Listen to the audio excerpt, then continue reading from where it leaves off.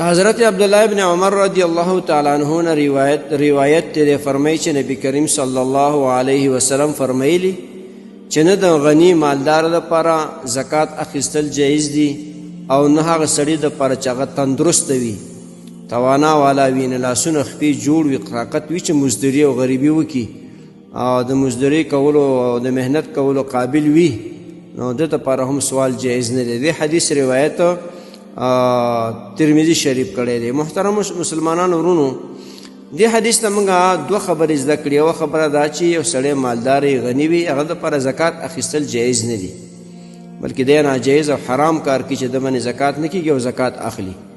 او دویم هغه سړی چې هغه لاسو باندې جوړ دی، په خپو جوړ دی، ښه تندرست دی، مریض نه دی او تمام کال دی سوالونه کې سوال ته ناست دي، نو د لپاره سوال کول جایز نه دي، د لپاره زکات اخیستل جایز نه دي. په خپله غریبي وکړي، لاسونه خپې لري، تندرست دی، خپې ماته نه ده، لاس یې مات نه دی، شل نه دی، کار کولی شي، مریض نه دی، نو د لپاره نه دی جایز چې د زکات روپۍ واخلي.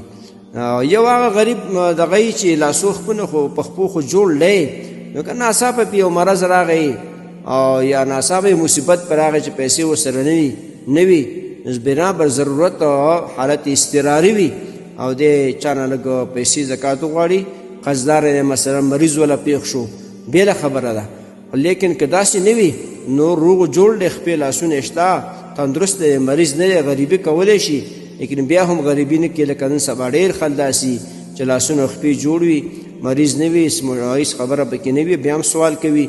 داسې خلکو دپاره سوال کول جایز نه دی چې په لاسو خو باندې روغ و جوړ وي او اشد ضرورت هم ورته نشته، سخت مصیبت هم پې نه دی راغلی، بلکې دی د ناراستۍ د وجې نه سوال کوي، په تیار عادت شوی دی، خپله غریبي مزدوري نه کوي، خلکو نه سوال کوي.